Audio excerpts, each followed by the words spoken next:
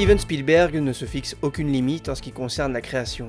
La science-fiction, le film d'aventure, le drame social, le biopic, la comédie musicale, il a su tirer le meilleur du cinéma et ce dernier le lui a bien rendu. Il est du genre à nous faire le grand écart, parfois même la même année. Always et La Dernière Croisade en 1989, La Liste de Schindler et Jurassic Park en 1993, Les Aventures de Tintin et Cheval de Guerre en 2011, puis tout récemment, en 2018, Pentagon Papers et le film qui vous a fait cliquer sur cette vidéo, Ready Player One. Mais avant ça, laissez-moi vous parler du partenaire de cette vidéo. Cette vidéo est en collaboration avec CyberGhost VPN, les leaders mondiaux de l'industrie de la sécurité avec plus de 38 millions d'utilisateurs, 5 étoiles sur Trustpilot, et également un des VPN les plus recommandés avec ses 9000 serveurs dans 91 pays. Avec CyberGhost VPN, toutes vos activités sur internet passent par un tunnel VPN sécurisé. Votre adresse IP est cachée et vos données sont cryptées. En gros, lorsque vous vous retrouvez dans un café, une gare ou un aéroport, vous utilisez un Wi-Fi public. Sauf que ce genre de Wi-Fi n'est pas super sécurisé. Et CyberGhost VPN vous permet justement de pouvoir protéger vos données perso. Leur réseau privé vous permet également de débloquer plus de 40 services de streaming, que ce soit Netflix, Amazon Prime, Disney+, et bien d'autres encore. Par exemple, Netflix US a 40% de contenu en plus que le catalogue français. CyberGhost VPN vous permet donc d'avoir accès à ce contenu sans limite. Vous naviguez sur internet sans la moindre restriction et en toute sécurité. Sachez également que CyberGhost VPN ne collecte pas et ne partage pas vos données. Ainsi, personne, y compris CyberGhost VPN eux-mêmes, ne saura jamais ce que vous faites en ligne. Vous bénéficierez d'une confidentialité totale. Un seul abonnement peut protéger jusqu'à 7 appareils en même temps. Comme ça, vous pouvez en faire profiter votre entourage, et il est disponible sur toutes les plateformes, Windows, iOS, Android, etc. Donc n'hésitez pas, avec le lien dispo en description, vous aurez accès à une incroyable réduction de moins 83%, soit 2,03€ par mois, en plus de 4 mois gratuits. Qui plus est, ils ont une garantie 45 jours satisfait ou remboursé, et un support 24h sur 24 et 7 jours sur 7. Du coup, il n'y a aucun risque d'essayer, et au pire, vous êtes remboursé. Donc, n'hésitez pas à checker le lien dans la description pour les intéressés.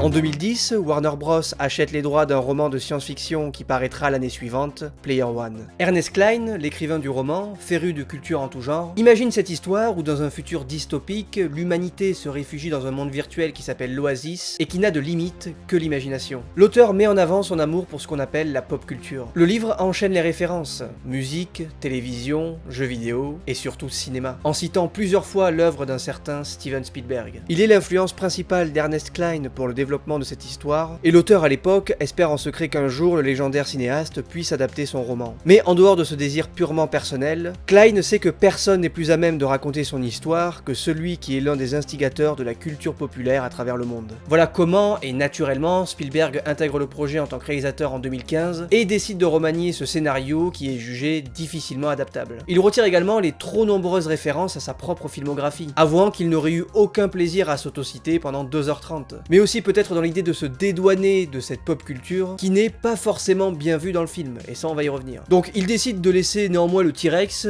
et nous offre surtout bien plus que de simples clins d'œil, puisqu'ici le plus important c'est qu'il met sa vision et son talent au service de cette histoire. Il nous offre son cinéma, ses obsessions, ses références à lui. Dans le roman, les personnages intègrent le film Blade Runner. Spielberg lui décidera de rendre hommage à son ami de toujours, son mentor Stanley Kubrick, en utilisant l'univers de Shining. Et parlons-en d'emblée de cette scène, ou d'Amblin devrais-je dire. Ouais, c'est marrant. En dehors de cette reconstitution bluffante, au poil de fesses près, ce qui est marquant durant cette séquence, c'est que le réalisateur adopte le point de vue du seul personnage qui n'a pas vu le film, et qui va tomber dans tous les pièges connus des adorateurs de l'œuvre. De ce fait, l'épreuve devient beaucoup plus ludique. Le spectateur, qu'il ait vu ou non Shining, est investi. C'est une des forces du film. La réalisation épouse les différents points de vue, les sublime. Le jeune Wade Watts vit dans une sorte de bidonville où des mobil-hommes sont hissés les uns sur les autres. Le monde dans lequel il vit est devenu terne et morose. Ses parents sont morts, il doit se coltiner sa tante et son oncle au mulet qui ressemble un peu trop à Cadmerade, et qui peut parfois s'avérer être violent. Dès l'introduction, le point de vue de Wade est celui que l'on va suivre. Il descend les piles comme Donkey Kong dans sa prime jeunesse, car pour lui la vie n'est qu'une succession d'étapes, et le seul moyen de sortir de cette réalité, c'est en embrassant le virtuel. Quand il nous parle de l'Oasis, il le fait d'une manière subjective, avec ses mots et son enthousiasme, pour qu'on comprenne ce que représente ce lieu pour lui et pour les êtres humains de cette réalité. Plus encore, quand il enfile son masque pour la première fois, on est embarqué en vue subjective avec avec lui. Et on découvre l'Oasis à travers un plan séquence qui nous introduit cet univers sans limite. À travers la voix off, on va suivre le personnage de Wade pendant tout le film. Ses doutes, ses peurs, ses envies. On va comprendre ce qui le motive au plus profond de lui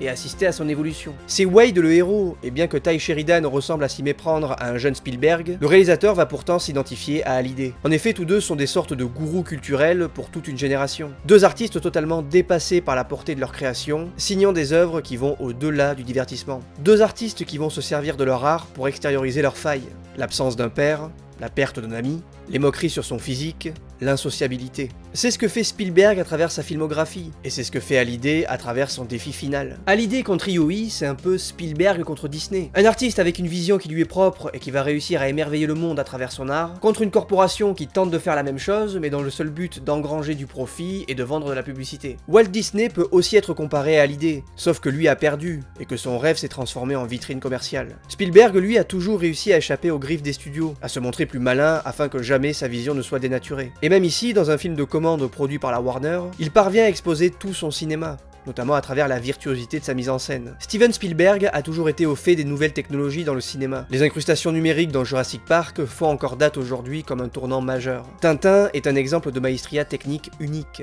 Et quand Ready Player One sort, cette technologie n'a plus rien de révolutionnaire. Mais Papa Spielberg va pourtant nous offrir une leçon dans ce domaine. Faisant de la motion capture un jouet que personne n'avait encore autant tordu dans tous les sens, pour offrir une fluidité unique à la mise en scène sans se fixer aucune limite. La course à l'introduction est un exemple du genre, car malgré la pléthore d'informations que l'on doit digérer à ce moment-là, à aucun moment on ne se sent perdu. Jamais on ne perd le fil de l'action, tout est limpide, la gestion de l'espace est parfaite, et le rythme d'enchaînement de plans permet à la scène d'offrir un vrai pur moment de divertissement, comme le cinéma américain n'en avait pas vu depuis Mad Max Fury Road. Cette mise en scène offre un vrai vent de fraîcheur. On croit en l'existence de ce monde sans limite, car la caméra numérique du réalisateur n'en a aucune quand elle franchit les portes de l'Oasis. Alors que dans le monde réel, on revient en pellicule et on laisse de côté la folie pour se concentrer sur ce qui est tangible. Un parti pris évident dit comme ça, mais qu'il fallait pourtant trouver pour délimiter ces deux mondes qui vont finir par cohabiter, mais ça on va y revenir. Pour ce qui est des effets numériques, beaucoup les ont critiqués, notamment la modélisation des personnages, jugés trop peu réalistes, alors qu'ils n'ont pas vocation à l'être. César, dans La planète des singes, est un personnage réel qui évolue dans notre monde. Voilà pourquoi la motion capture est d'un réalisme bluffant. Parzival, lui, est un personnage de jeu vidéo. Il n'est donc pas un être humain, et son apparence reste donc cohérente avec l'environnement dans lequel il évolue. Ici, en l'occurrence, un monde 100% numérique. Le rapport humain-avatar est d'ailleurs plus important qu'on ne pourrait le croire. Créer son avatar, c'est se représenter comme on aimerait être. C'est cacher ses défauts et devenir un autre. Le point est soulevé par H quand il évoque le fait qu'on ne sait pas qui se cache derrière un avatar. D'ailleurs, je dis il, mais on verra plus tard que ce sera finalement elle. Nolan Sorrento, lui, a un avatar à l'image de ce qu'il est. Vide, sans personnalité, sans imagination. Samantha, qui cache ses complexes derrière son avatar, finira par les assumer pleinement. Tout n'est qu'illusion dans l'Oasis. Les gens s'y cachent pour oublier qui ils sont. Pas étonnant que le jeu grouille d'êtres fantastiques, charismatiques, musclés, grands. La pop culture y est omniprésente car elle est le doudou de ces gens qui ne rêvent que d'incarner ces personnages. Toutes ces références ne sont pas données simplement que pour attiser la nostalgie des spectateurs. Spielberg a une vision assez nihiliste de sa propre création en quelque sorte. Lui qui est considéré comme le papa de la pop culture. En 2045, cette pop culture ne sert pas la société, elle l'empoisonne, enferme ses plus fervents défenseurs dans un monde qui n'est pas le leur. Et c'est le propos même du créateur Hallyday, qui avouera avoir créé l'Oasis pour s'échapper du monde réel, dans lequel il ne se sentait pas à sa place. L'Oasis trouve sa source dans le malheur d'un homme qui n'a jamais réellement su vivre sa vie pleinement. Le discours de Wade en début de film, qui encense l'Oasis comme le truc cool par excellence, va gagner en subtilité quand il va réellement se mettre à comprendre l'état d'esprit de son héros James Hallyday. Une culture populaire qui va trouver un sens, parfois trop profond, au sein du peuple justement. Et des multinationales avides d'argent vont tenter de voler cette chose si précieuse pour le profit, ce qui engendrera la révolution du peuple qui se battra pour la garder intacte. En dehors de ça, les références servent très souvent le film et ne sont pas dues au hasard. Artemis, membre de la résistance, roule avec la moto d'Akira. Parzival, qui doit faire un retour en arrière avec sa DeLorean. Shining, le film d'horreur par excellence, qui cache la peur personnelle d'Hallyday. Le géant de fer, une figure emblématique de l'enfance et du rêve, qui se battra contre Mechagodzilla, version industrialisée d'un des piliers de la culture pop. La pop culture ne sert pas que de vitrine, elle sert le propos. Même si oui, le marketing autour du film nous a fait croire tout le contraire, vendant le film comme un simple pot pourri de ce que le public affectionne, se servant même du nom de Steven Spielberg comme d'un easter egg à part part entière. Du genre, hey regardez, c'est le mec qui a fait E.T. qui réalise ce film avec toutes ses références. Et c'est dommage, parce que Ready Player One est plus que ça. Mais vouloir le cantonner à un objet destiné aux geeks en manque de nostalgie lui mettra des bâtons dans les roues. Les spectateurs ne seront pas tellement au rendez-vous par peur de ne pas se sentir concernés par cet univers, aux nombreuses références à des jeux vidéo qui ne leur parlent pas. Ready Player One devient de ce fait un film de niche, alors que son histoire est universelle, et que ne pas connaître les références ne gâche en rien l'expérience de visionnage. Mais ça n'est pas ce que la communication autour du film nous fera comprendre. Seul Spielberg essaiera de vendre le film différemment. Voilà comment il finira sa course en salle avec un peu moins de 600 millions de dollars, ce qui est un chiffre plus qu'honorable, mais qui est dû essentiellement au marché chinois qui représente un tiers de cette somme. Malgré un succès mitigé, le film engendrera des monstres qui eux n'auront rien à raconter, utilisant leurs références sans y ajouter un quelconque intérêt narratif. La Warner, qui coproduit et distribue Ready Player One, produira 4 ans plus tard un film qui s'appelle Space Jam Nouvelle Ère, où l'antagoniste nous explique mot pour mot que son plan diabolique c'est de réunir tout ce qui est populaire pour en faire une œuvre qui n'a pas de sens, mais qui éveille les sens grâce à de simples Madeleines de Proust. Et c'est exactement ce que sera le film. Il s'auto-flagelle en plaçant son concept dans la bouche du bad guy. C'est du masochisme à ce niveau-là. Voilà comment tout le film va traverser les différents univers que nous connaissons sans y ajouter une réelle pertinence, mais simplement pour faire de la publicité au catalogue Warner. Space Jam 2, c'est littéralement le plan de Nolan Sorrento. C'est une œuvre créée qu'à des fins commerciales, ce qui ravira les actionnaires de chez Warner, mais certainement pas les spectateurs.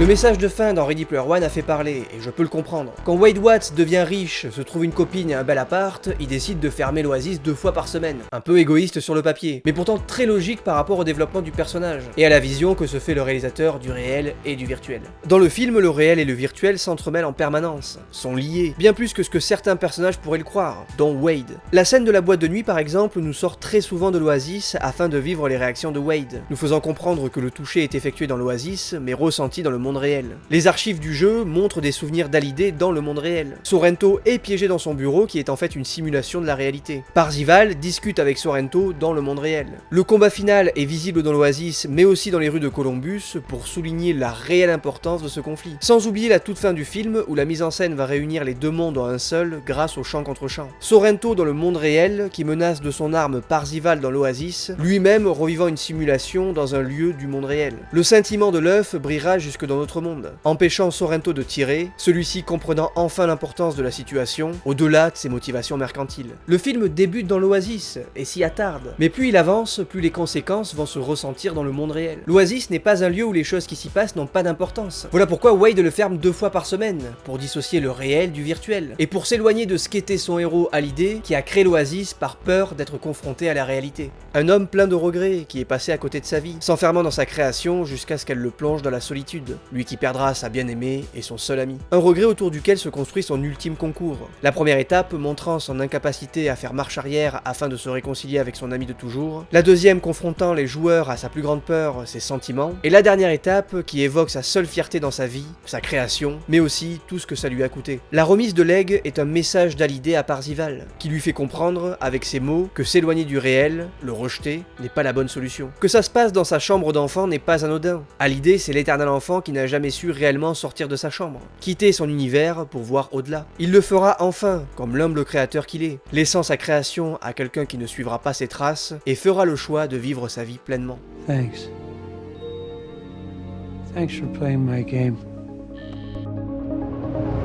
Au début du film, l'Oasis est un échappatoire. À la fin, il est un plaisir, et doit simplement le rester. Il ne doit plus prendre l'ascendant sur le vrai monde, et pour ça il faut cultiver le réel. Apprendre à l'apprécier de nouveau, ce qui justifie les 2 jours de fermeture par semaine. Voilà pourquoi Ready Player One est bien plus que ce qu'on le destinait à être. Il est pour moi un pilier majeur de la filmographie d'un homme qui a toujours su comment faire passer ses messages, entretenir ses obsessions, tout en offrant un divertissement d'une qualité rare. Ready Player One mérite qu'on s'y attarde, et pour celles et ceux qui n'ont pas su l'apprécier, peut-être apprendrez-vous à le faire au fil du temps, ou peut-être pas, mais ce film fera date, et finira tôt ou tard par être cité comme un exemple du genre.